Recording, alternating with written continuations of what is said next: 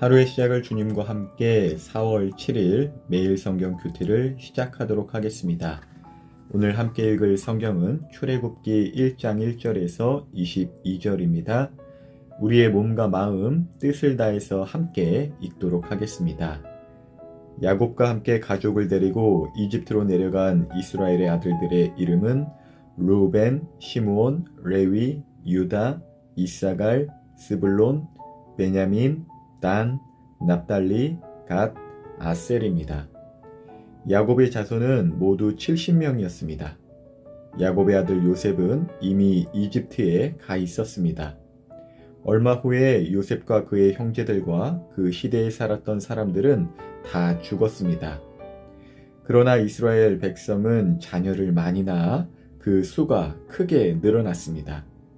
그들은 매우 강해졌고 이집트는 그들로 가득 차게 되었습니다.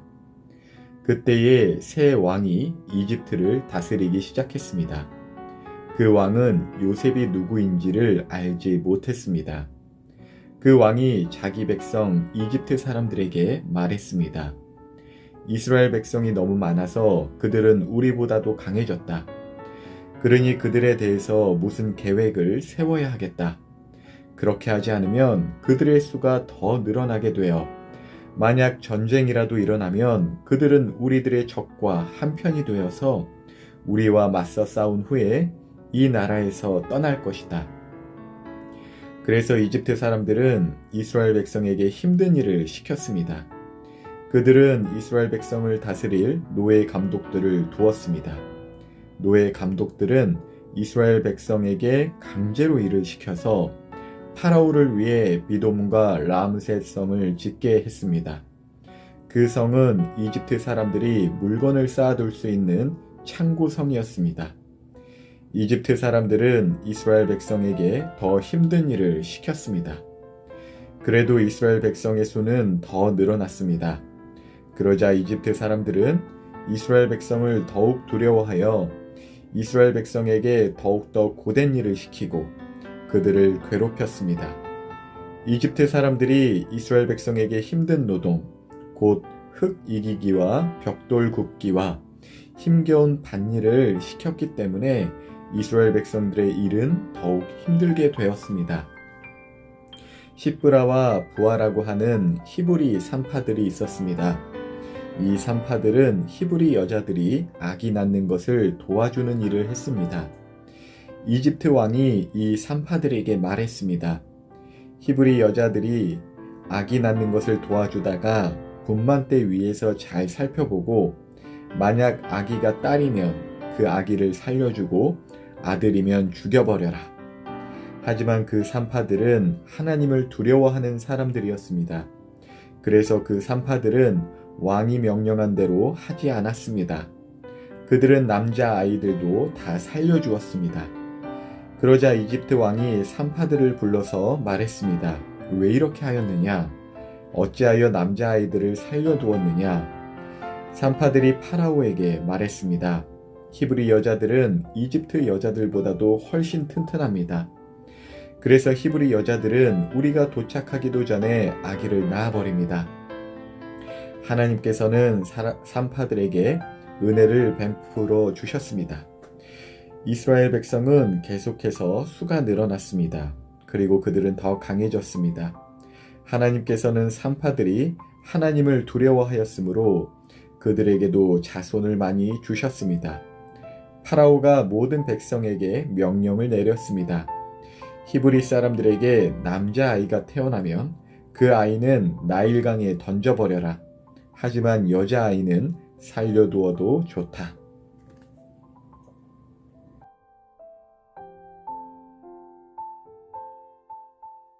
오늘부터는 출애굽기를 묵상합니다.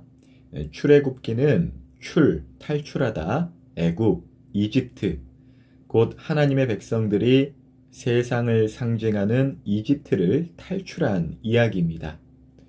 하지만 우리는 분명히 알아야 합니다. 우리가 사는 곳이 세상이죠.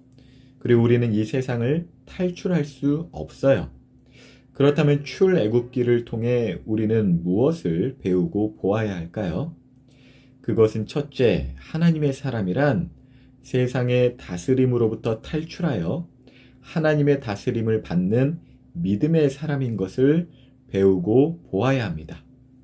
그리고 둘째, 하나님은 세상을 피하시는 분이 아니라 다스리시는 분이고, 출애굽기에서 세상을 상징하는 애굽과 또 세상 왕을 상징하는 파라오, 곧 바로 또한 하나님의 주권 밑에 있는 피조 세계임을 우리는 알고 배워야 합니다.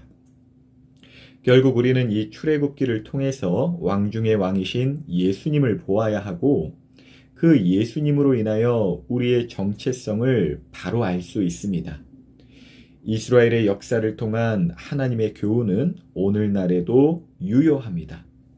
출애굽기에 나타난 사건들을 통해서 오늘날 우리 성도에게 있는 모든 사건들이 하나님 안에서 바로 해석되어지고 적용되어지고, 그래서 우리가 믿는 예수님이 왕 중의 왕이심을, 모든 세상의 주권자이심을 믿어지는 신비가 있기를 기대합니다.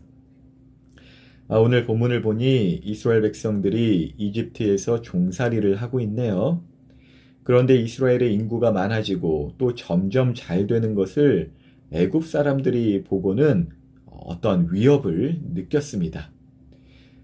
우리도 세상에서 하나님의 은혜로 잘 되고 있고 또 잘 될 것입니다. 하지만 우리의 잘됨을 마귀는 좋아하지 않아요. 그래서 우리는 스스로를 살펴보아야 합니다. 서로의 잘됨을 시기하고 질투하고 또 그것을 나를 위협하는 것으로 느끼는 것은 마귀가 주는 생각이라는 것이죠. 사촌이 땅을 사면 배가 아픈 것, 세상은 자연스러운 일이라고 하지만 그것은 죄인들이기에 자연스러운 것이지 올바른 일, 하나님의 뜻은 결코 아니에요. 그러므로 세상은 경쟁하고 서로 시기하고 서로 질투하는 세상일 뿐입니다. 그리고 우리는 그곳에서, 이 세상에서 무척이나 그러한 일들 때문에 괴로울 수 있어요. 본문에 나오는 이스라엘 백성들처럼 애굽의 괜한 그 시기와 또 그로 인한 괴롭힘을 당할 수 있다는 것입니다.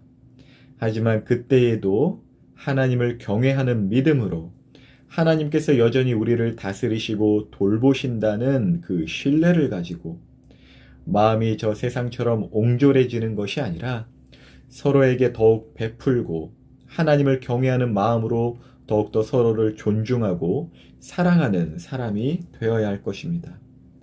본문에 나오는 산파들은 하나님을 경외하는 믿음을 가지고 선을 행하였어요.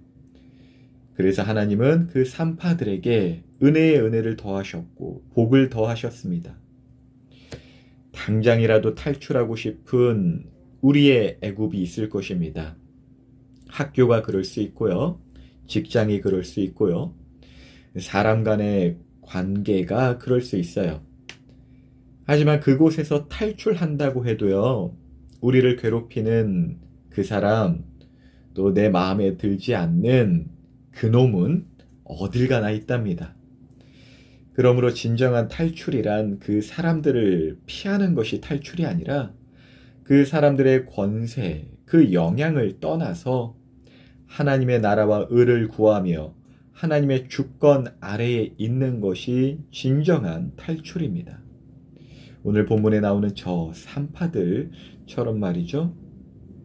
애굽에 위협이 있다 해도 하나님을 경외함으로 올바른 것을 결정할 때 하나님은 그곳에서 애굽의 권세가 아닌 하나님의 권세 아래에 있는 참된 출애굽을 경험케 하시고 하나님의 은혜와 복을 더하실 것입니다.